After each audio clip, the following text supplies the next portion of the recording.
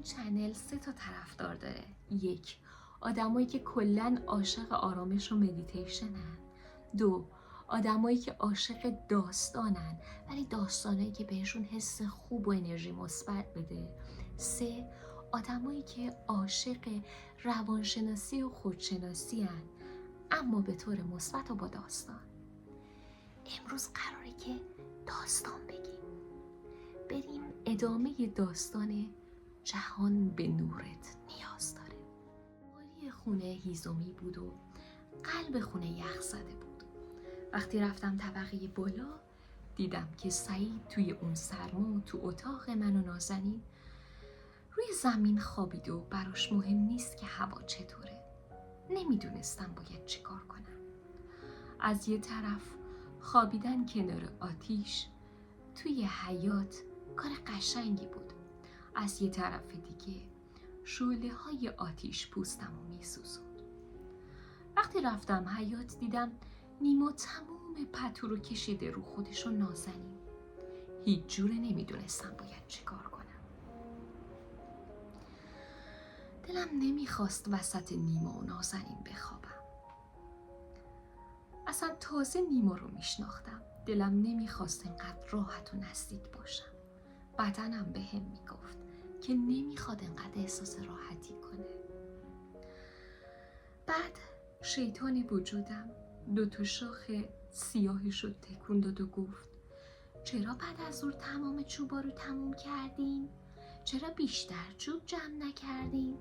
به هر حال من که قصد خواب نداشتم. به نیما گفتم میشه بریم چوب جمع کنیم؟ انگار صدامو نشنید، یا انگار صدام مثل لالایی بود که چشماشو بست و به خواب فرو رفت. نازنین به جوش گفت بیا وسط من و نیما، اینجا گرمه. نه، نمیخواستم اون وسط بخوابم. بدنم داشت جیغ میزد. خلاصه پشتمو کردم بهشون و گفتم خب پس دوباره برم سمت طبقه بالا. یه جور سردرگمی داشتم. نمیدونستم خدا قراره چه جوری هدایتم کنه. خلاصه ماه بالا سرم ساکت بود. نورهای درونم هم همین. انگار فقط شعله های آتیش بودن که دهن باز کردند و گفتند قرار نیست آسیبی ببینیم. هر مسیری که بری درسته. بعد شعله کشیدن. کامیار که داشت نگام میکرد به آرومی اومد سمتم و گفت در طبقه بالا به راحتی باز نمیشه. بذار کمکت کنم. خودم کشیدم کنار که یه ضربه به در بزن و بازش کنیم. یه حس دیده نشدن اومده بود سراغم. فکر مدام داشت با هم حرف میزد. شیطان با اون شاخهای سیاه و تاریکش داشت میگفت چرا کسی صداتو نشنید که سردته؟ که دیدم کامیار جواب داد ولی من شنیدم، ناشکر نباش. نمیدونم چه جوری صدامو شنید. گفت میدونم که حال نکردی از رفتارشون، اما آدما یه وقتایی شرایط تحت تاثیر قرارشون میده. گفتم ولی من هیچ وقت به شرایط فکر نمی کنم. گفت همین الان که نمیدونی چی کار کنی تحت تاثیر شرایط قرار گرفتی. سعی کن آروم باشی. گفتم باشه. ولی تو از کجا فهمیدی فکر من چیه؟ گفت آدمایی که سکوت بلدن سکوت بقیه رو میفهمن. فرشته و شیطانشون رو تشخیص میدن. منو هدایت کرد سمت اتاقی که سعید خوابیده بود. همون اتاقی که توش تخت بود. سعید پایین خوابیده بود و هیچ تکونی نخورد. میدونم که صدای قدم هامون رو شنیده بود. احساس میکنم که گوش تیز کرده بود تا ببینه چی میگه. کامیار از جا رخت خوابی یه پتوی کرسی کلفت و وزدار رو گذاشت روی تخت و گفت فکر میکنم که این گرمت کنه. سعی کن آروم باشی و سعی کنی به شرایط اجازه ندی که کنترلت کنه. گفتم هیچ راه دیگه ای نیست برای گرم شدن بیشتر. انگار فرشته وجودم رو از یاد برده بودم. فقط میخواستم خودم رو زنده نگه دارم. گفت کسی حوصله نمیکنه بره چوب بیاره. یکم صبر کنی بچهای جدید که سر برسن میرن چوب میارن. گفتم باشه. خدایا برای اولین بار تو زندگیم حس میکردم راهی به جز قبول کردن وضعیت ندارم. پتوی مچاله رو از روی تخت برداشتم و به زور سعی کردم صافش کنم. از قصد تلخ تلوخ صداش میدادم که سعید بیدار بشه و یه کاری بکنه. توقع اومده بود سراغم. اما سعید تو خواب ناز بود. منم دراز کشیدم و تو دلم گفتم خدایا اگه نازنین نیاد بالا دیگه پاش تور نمیرم. یعنی چی که رفته خودش خوابیده؟ بازم شیطونه شاخدار شروع کرد به حرف زدن. ای خدا بگم چی کارت نکنه. اما فرشته ها نور خدا همیشه خدا برندن. چون چند دقیقه بعد دیدم که نازنین اومد و گفت چوب پیدا کردی؟ گفتم ولی من دیگه پایین نمیام. ای بابا شیطون بازم شاخاشو خاروند و شروع کرد به حرف زدن.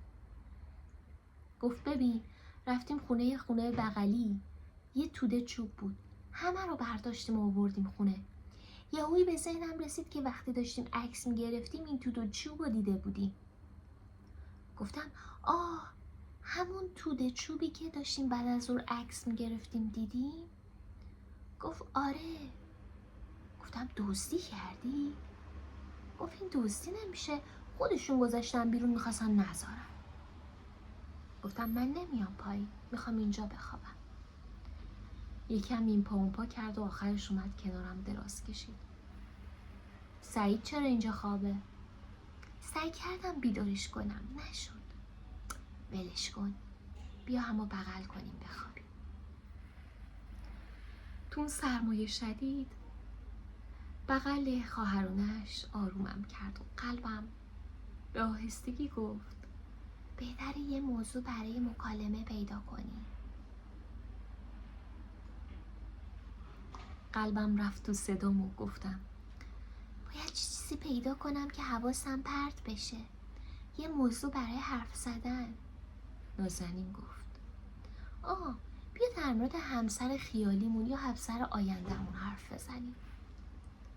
گفتم دلم میخواد خارجی باشه، موهای بلند و چشای آبی داشته باشه، بتونه با عشق منو بلند کنه، در آغوشم بگیره، به خدا ایمان داشته باشه، ابراز احساس بلد باشه، سورپرایز بلد باشه، پولدار باشه، تا آرامش داشته باشی، با احترام در موردم حرف بزنه، صداقت داشته باشه، به اسم شوخی ناراحتم نکنه، همیشه با من مثل یه پرنسس برخورد کنه، با هم سفر بریم، بخندیم، روز عروسی پاهامو تو تشت گل رز بشوره، همه چیمو دوست داشته باشه، باعث بشه مشهور بشم، پیشرفت کنم، از هیچی نترسه، کاری کنه شجاع و شجاعتر بشم، اونقدر شجاع و شجاع بشم که ترسی نمونه، که فرزندمون فقط زندگی کردن رو احساس کنه، نه ترس زندگی کردن. گفتم اما سرما مهمون اون شب ما شده بود. حتی لابلای دندونام میرفت و میومد.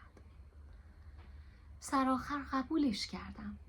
در حالی که با عشق سرما رو بغل کرده بودم گفتم مرد آرومی باشه، آروم درست مثل رودخونه، امن مثل پتوی سنگینی که تو سرما میکشی و مطمئنی قرار اوضاع بهتر و بهتر بشه، اوضاع بهتر و بهتر بشه، گرم شدیم. 1 ساعت بعد یه نفر تخت داشت بخاری برقی بالای سرمون رو درست میکرد. انگار یه جمله از همسر رویاهام جا مونده بود که با خواب‌آلودترین صدای ممکن گفتم دلم میخواد از پس همه کاری بر بیاد.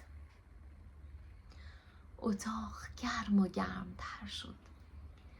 یه کسی چراغ بالای سرمون رو خاموش کرد و ما به آرومی به خواب رفتیم. بقیه حرفا رو تو قلبم ادامه دادم و گفتم اینقدر با محبت باشه که حتی تو اوج خواب یادش باشه یه پرنسس داره که باید توی امنیت باشه و فقط به لذت و زیبایی فکر کنه. انگار یه نازنینی هم تو خواب بهم جواب داد چه قشنگ که اون امنیتت میشه و تو زیبایی زندگیش. چشمام رو هم رفت و صبح زود با صدای اردکی که انگار زیر پامون خوابیده بود بیدار شدیم. صدای چیه؟ اردک پرورش میدی؟ نه گوشیمه. صدای اردک گذاشتم که صبح از صدای گوشی عصبانی نشم. چشمم افتاد به بخاری برقی روشن و تنم که از گرما عرق کرده بود. بهش لبخند زدم. اونم بهم لبخند زد. به آرومی گفت صدای خشخش پتوتو شنیدم. نمیدونم تو بودی یا نازنین، اما فهمیدم چقدر عصبانی هستی از سرما.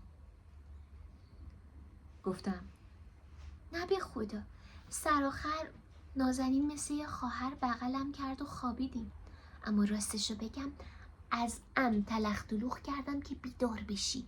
حسم در اومد انقدر راحت خوابی.